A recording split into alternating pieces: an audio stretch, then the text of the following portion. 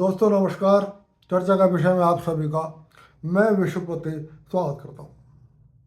हालांकि आज चर्चा करूँगा आखिर कौन से वो बुद्धिजीवी थे, अर्थशास्त्री थे, जो धार्मिक मान्यताओं के हिसाब से एक हिंदू थे लेकिन पाकिस्तान के प्रबल समर्थक थे।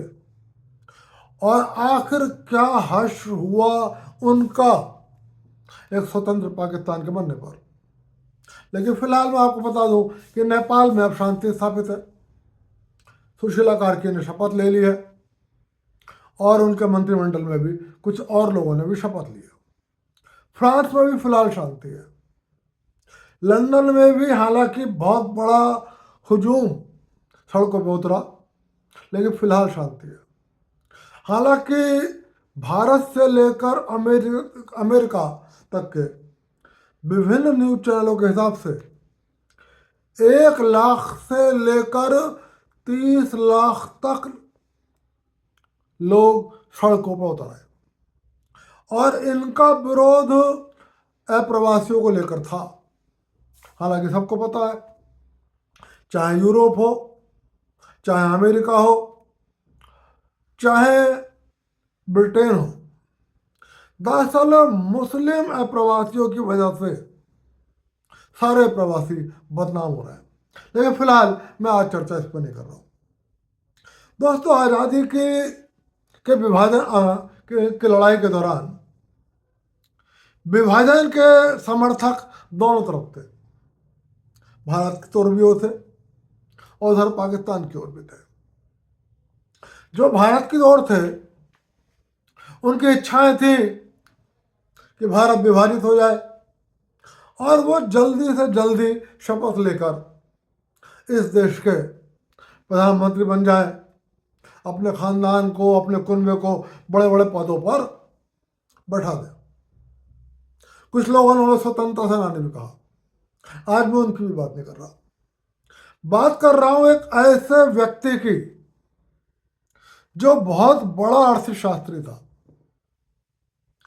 और जो लाहौर के सनातन धर्म डिग्री कॉलेज में अर्थशास्त्र के प्रवक्ता थे।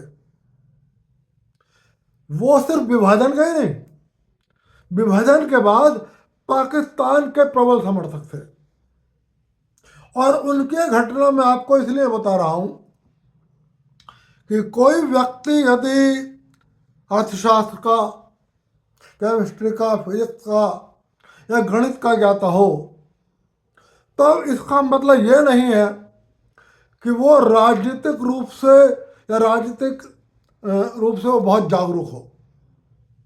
वो राजनीतिक दृष्टिकोण से भविष्य के बारे में सोच सकता हो। इसलिए मैं आपको ये बात बताने जा रहा हूं। इनका नाम है ब्रज नारायण। इनका जन्म हुआ था सन 1888 में और अर्थशास्त्र के ये बहुत बड़े ज्ञाता थे। इन्होंने पंजाब के पूरे एग्रीकल्चर की बहुत गहन अध्ययन किया था और पंजाब की कृषि अर्थव्यवस्था को लेकर बहुत कुछ लिखा था। प्रोफेसर इतने बड़े थे कि उस दौर में उनको यूरोप के भी विश्वविद्यालयों में व्याख्यान देने के लिए बुलाया जाता था। उन्होंने 15 से अधिक किताबें अर्थशास्त्र पर लिखी थी। पंजाब विश्वविद्यालय ने उनको मानद प्रोफेसर की उपाधि दे रखी थी और वो लाहौर के सनातन धर्म डिग्री कॉलेज में अर्थशास्त्र के प्रवक्ता थे। लेकिन मोहम्मद अली जिन्ना के बहुत बड़े प्रशंसक थे। आपको पता ही होगा कि मोहम्मद अली जिन्ना धार्मिक रूप से बहुत कट्टर व्यक्ति नहीं थे और कहा यह भी जाता है कि वो उनका जो अपना संपूर्ण जीवन था वो 1% भी इस्लामिक धार्मिक मान्यताओं पर को नहीं जीता था। मतलब वो इस्लामिक प्रथाओं का बिल्कुल भी पालन नहीं करते थे और वो एक आधुनिक पाकिस्तान बनाना चाहते थे। लेकिन ना तो मोहम्मद अली जिन्ना इस बात को समझ पाए कि मैं जिन लोगों के लिए एक अलग पाकिस्तान मांग रहा हूं उनका विज्ञान से कोई संबंध नहीं है, उनका आधुनिकता से कोई संबंध नहीं है और उनका इंसानियत से भी कोई संबंध नहीं है। इसलिए मैं जिस अलग देश की कल्पना कर रहा हूं उस देश में और कुछ हो या ना हो, इंसानियत का कत्ल जरूर होगा। अब चूंकि ब्रजनारायण मोहम्मद अली जिन्ना के समर्थक थे, अफसोस यह है कि आजाद भारत से पहले भी ऐसे हालात थे। उस वक्त भी साफ था कि ये कुछ खास लोग ऐसे हैं जिनके लिए मानवता, इंसानियत, दोस्ती, पड़ोस, ये सारे शब्द कोई मायने नहीं रखते, बल्कि ये धार्मिक मान्यताओं के लिए अपने पड़ोसी के साथ, अपने दोस्त के साथ, अपनी मदद करने वाले के साथ भी किसी भी हद तक जा सकते हैं। ब्रजनारायण भी इन सारी बातों को समझने में असमर्थ थे और जब मोहम्मद अली जिन्ना ने भारत के विभाजन की मांग करी और एक स्वतंत्र पाकिस्तान की मांग करी तो ब्रजनारायण जो उस वक्त के प्रमुख अर्थशास्त्री थे, लाहौर के रहने वाले थे और लाहौर में ही सनातन धर्म डिग्री कॉलेज में अर्थशास्त्र के प्रोफेसर थे, उन्होंने भी मोहम्मद अली जिन्ना का पुरजोर समर्थन किया और ब्रजनारायण ने भी स्वतंत्र पाकिस्तान की मांग करी। वो भारत से अलग होना चाहते थे और सिर्फ अलग नहीं होना चाहते थे, ब्रजनारायण ने बहुत सारे विश्वविद्यालयों में, बहुत सारे कॉलेजों में, दुनिया के कई देशों के विश्वविद्यालयों में जाकर और बहुत सारे सेमिनार्स में जाकर ये बात कही कि यदि भारत का विभाजन होगा, यदि स्वतंत्र पाकिस्तान बनेगा तो ये एक बहुत मजबूत देश होगा दुनिया का, वो उसकी अपनी अर्थव्यवस्था होगी और भारत उसके आगे कहीं पर भी नहीं ठहर सकेगा। शायद वो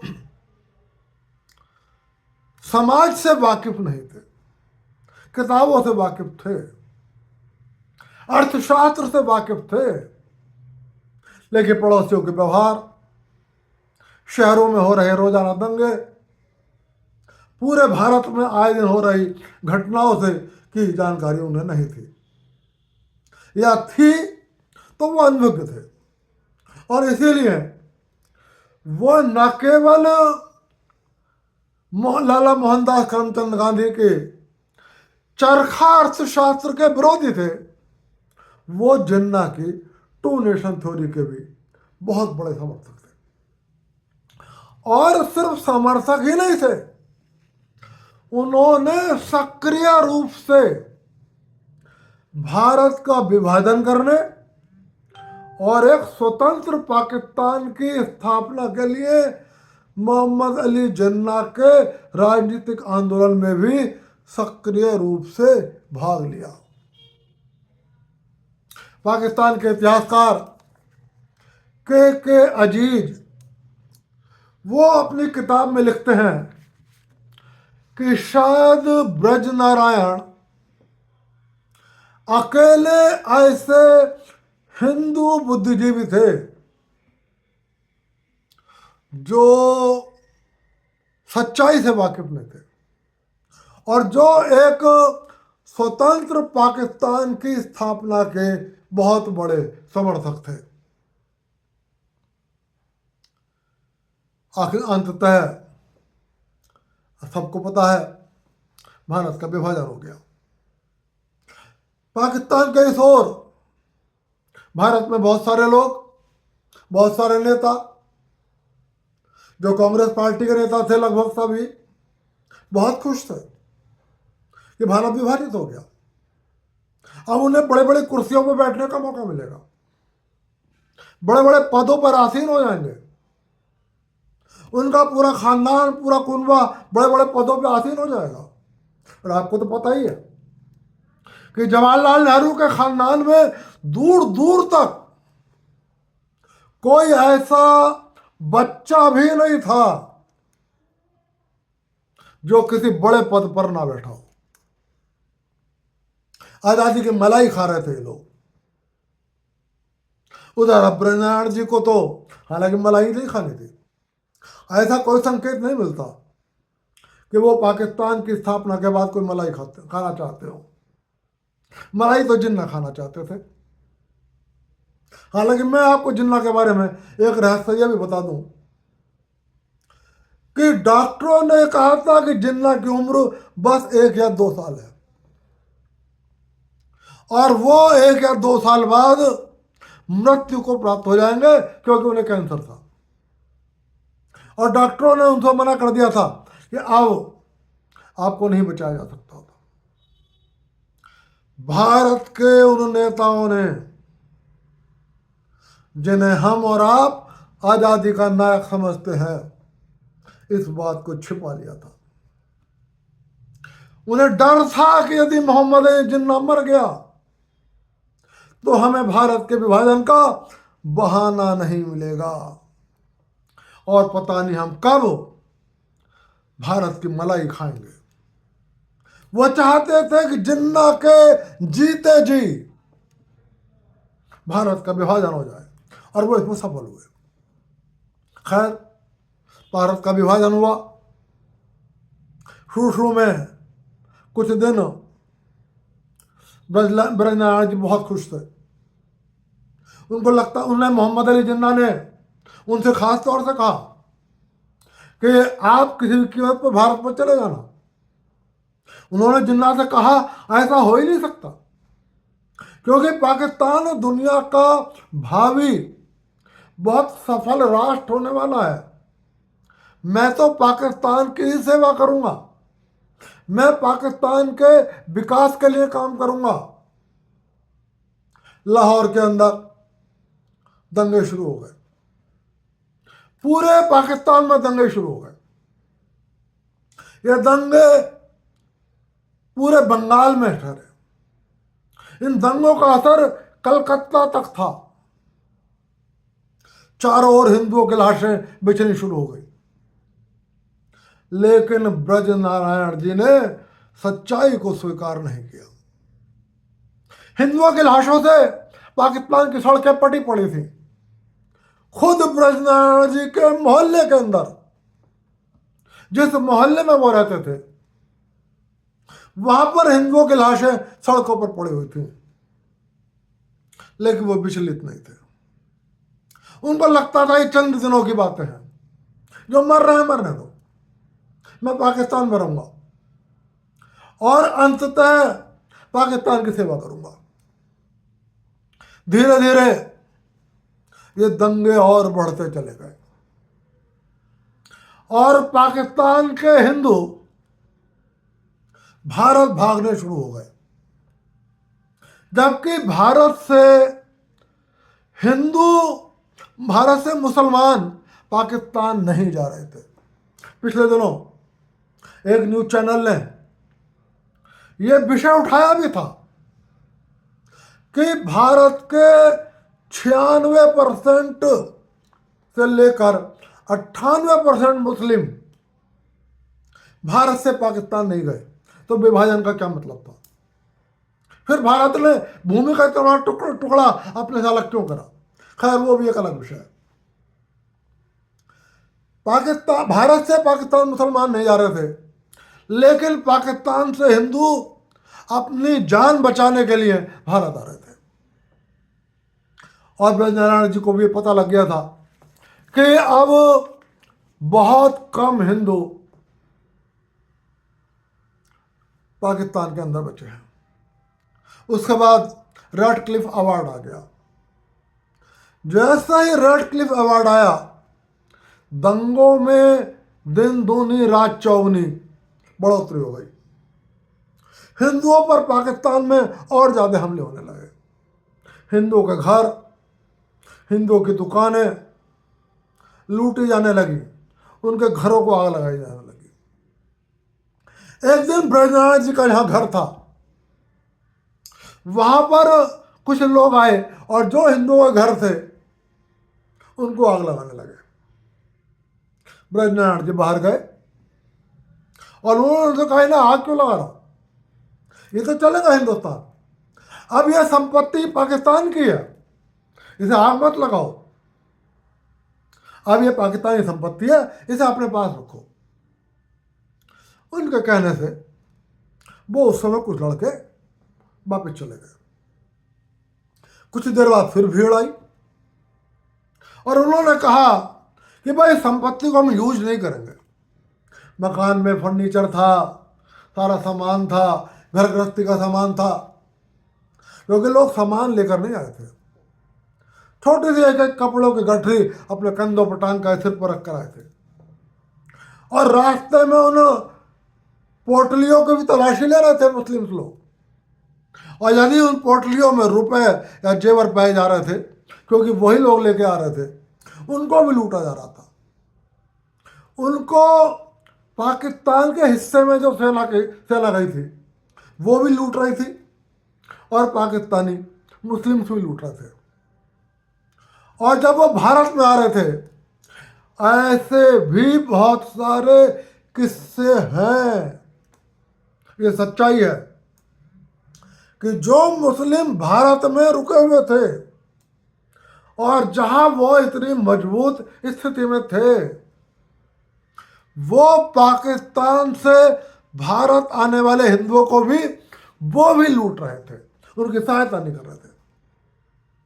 खैर, जब वो भीड़ आई, ब्रजनारायण जी फिर वहां गए और उन्होंने कहा, अब इस संपत्ति को आप मत लगाओ, ये संपत्ति अब आपकी अपनी है, ये संपत्ति पाकिस्तान की है।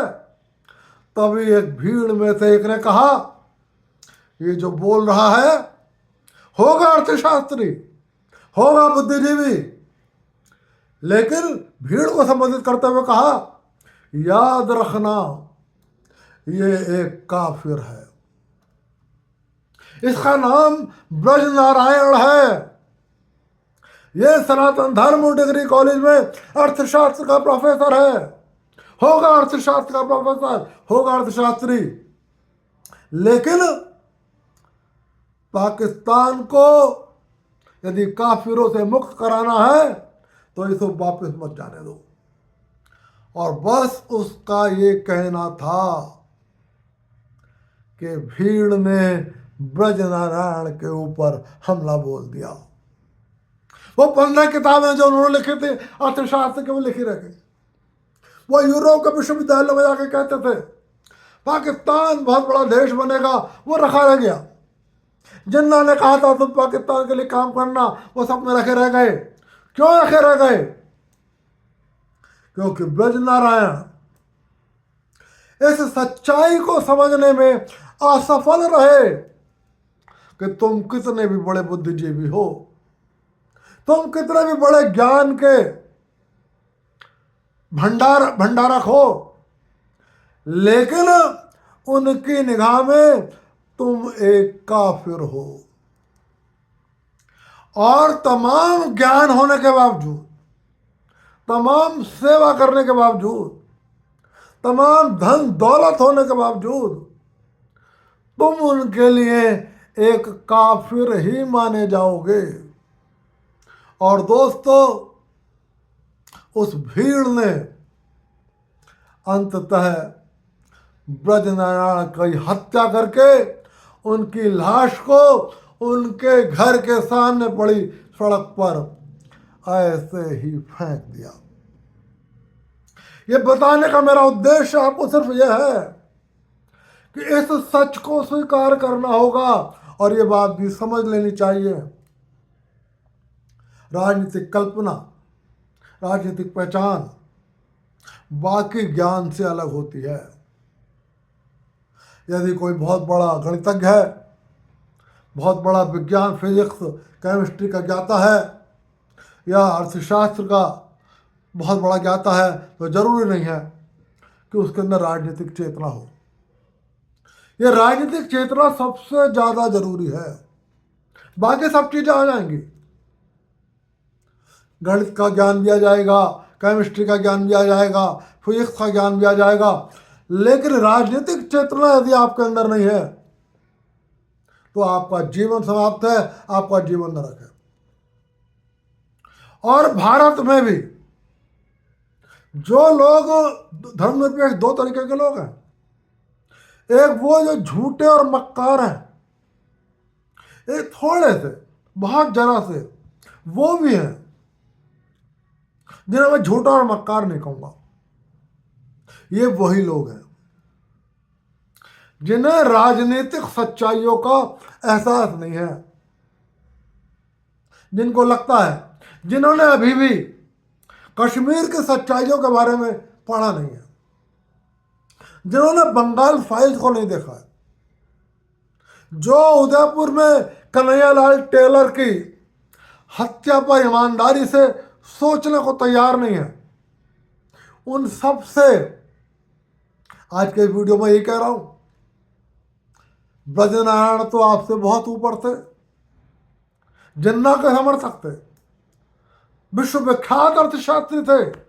मनमोहन सिंह तो उनके पैरों की धूल के बराबर भी नहीं, किताबें भी बहुत लिखी थी, लेकिन बस इसलिए मारे गए क्योंकि वो एक काफिर थे। दोस्तों, चर्चा के विषय में चर्चा यहीं तक, फिर मिलूंगा और फिर किसी विषय पर चर्चा करूंगा, लेकिन चलते चलते आपसे फिर कह रहा हूं, बाकी ज्ञान अपनी जगह पर है। राजनीतिक रूप से अपने आप को जागृत करिए, अपने दोस्तों को, अपने पड़ोसियों को, अपने रिश्तेदारों को, अपने बच्चों को राजनीतिक रूप से जागृत करिए। राजनीतिक चेतना आना बहुत जरूरी है। फिर मिलूंगा और फिर किसी विषय पर बात करूंगा। चलते चलते फिर अनुरोध कर रहा हूं, वीडियो पसंद आए लाइक कर देना, चैनल को सब्सक्राइब कर देना। आप सभी को विश्वपति का नमस्कार।